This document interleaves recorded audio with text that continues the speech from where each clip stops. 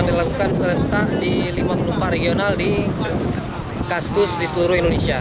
Dan insya Allah tujuan dari acara ini adalah berbagi di bulan suci Ramadan dan juga keinginan para Kaskuser untuk memecahkan rekor Indonesia, yaitu berbagi 15.000 cendol di seluruh Indonesia serentak jam setengah 6 sore ini.